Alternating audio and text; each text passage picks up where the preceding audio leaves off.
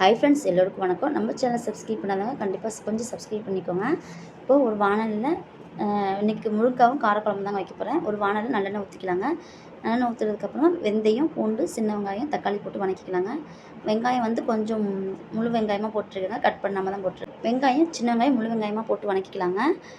Cut பண்ணி போட்டதை விட முழு வெங்காயமாக போடும்போது டேஸ்ட்டு சூப்பராக இருக்குங்க. 2 முருங்கைக்காவை கட் பண்ணி போட்டிருக்கேன். நமக்கு எவ்வளோ குழம்பு தேவையோ அந்தளவுக்கு நம்ம காயை ஆட் பண்ணிக்கலாங்க. முருங்கைக்காய் வதங்கினதுக்கப்புறமா முழு கத்திரிக்காய் எடுத்து 2ஆக கட் பண்ணி கொஞ்சம் கொத்து கொத்தாக போடும் பார்த்திங்கன்னா அந்த மாதிரி போட்டு வதக்கிக்கிறேங்க. ஒவ்வொரு காய் வந்து கொஞ்சம் சொத்தியாக இருக்கிறனால அதை எடுத்து வச்சுட்டு மிச்ச காயை போட்டுக்கலாங்க.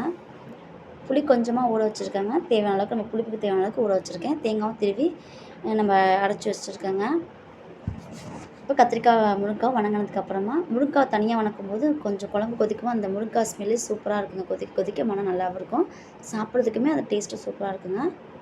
இப்போ முழுக்க கத்திரிக்காய் வதங்கினதுக்கப்புறமா மிளகாய்த்தூள், மல்லித்தூள், மஞ்சத்தூள் காரம் எவ்வளோ தேவையோ அந்தளவுக்கு நம்ம போட்டுக்கலாங்க. ஒவ்வொரு ஊரில் வந்து முருங்கைக்காய் கத்திரிக்காய் புளிக்குழம்புன்னு சொல்லுவாங்க, காரக்குழம்புன்னு சொல்லுவாங்க. ஒவ்வொரு ஊர் முறைப்படி எப்படி சொல்லுவாங்க அந்த மாதிரிங்க. நான் வந்து புளிக்குழம்புன்னு சொல்லுவேன், காரக்குழம்புன்னு சொல்லுவேங்க. இப்போ புளி தண்ணியை கரைச்சி ஊற்றிக்கலாங்க. தேவையான அளவுக்கு உப்பு போட்டுக்கலாங்க. இப்போ நம்ம தேங்காய் அரைச்சி ஊற்றாமல் கூட காய் வேகிற அளவுக்கு நம்ம தண்ணி ஊற்றிட்டு மூடி வச்சிடலாங்க. தேங்காய் ஊற்றதை விட இந்த மாதிரி வைக்கும்போது சூப்பர் டேஸ்ட்டாகவும் இருக்குங்க. நான் கொஞ்சம் தேங்காய் எண்ணெய் கரைச்சி ஊற்றிக்கிறேங்க. இப்போ குழம்பு கொதிக்கிறதுக்கு முன்னாடி நான் கூட்டுக்கு வந்து பாசிப்பருப்பு, கடலப்பருப்பு போட்டு வேக வச்சிட்டேங்க. பாசிப்பருப்பு, கடலப்பருப்பும் விசில் வந்துருச்சுங்க. குழம்பு ரெடி ஆகிறதுக்குள்ளேயே பருப்பு விசில் வந்ததுக்கப்புறமா பீக்கங்காவை தனியாக தான் போடுவேங்க. பீக்கங்காவும் பாசிப்பருப்பும் வெந்ததுக்கப்புறமா அதுக்கு கூட்டுக்கு ஒரு தாளிப்பு கொடுத்துட்லாங்க. இப்போ ஒவ்வொரு ஊரில் ஒவ்வொரு மெத்தட் வைப்பாங்க புளிக்குழம்பு. நம்ம திருச்சி சைடில் இந்த மாதிரி தாங்க வைப்பாங்க. நம்ம அந்த ஊர் சைடில் வேறு மாதிரி வைப்பாங்க. நான் எப்பொழுதுமே நமக்கு பிடிச்ச மாதிரி இந்த மாதிரி காரக்குழம்பு நான் பண்ணிக்குவேங்க.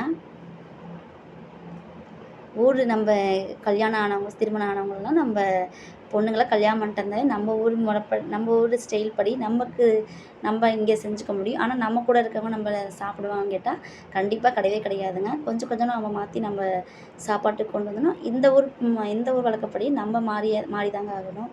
வேறு கண்டிப்பாக வழியே கிடையாது. இதெல்லாம் கொஞ்சம் நான் இதெல்லாம் சமையல் செய்யறதுக்கு உங்களுக்கு இந்த பேச்சு தேவையான்னு கேட்பாங்க.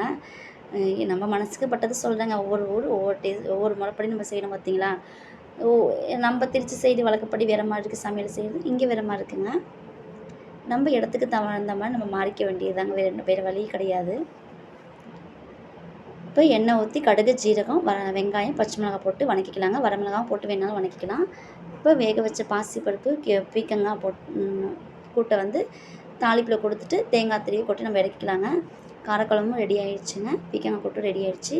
கண்டிப்பாக நம்ம சேனலை சப்ஸ்கிரைப் பண்ணிக்கோங்க. இந்த ரெசிபி உங்களுக்கு பிடிச்சிருந்தா லைக் பண்ணி ஷேர் பண்ணிக்கோங்க. தேங்க்யூ ஃபார் வாட்சிங். கண்டிப்பாக கமெண்ட் பண்ணுங்கள்.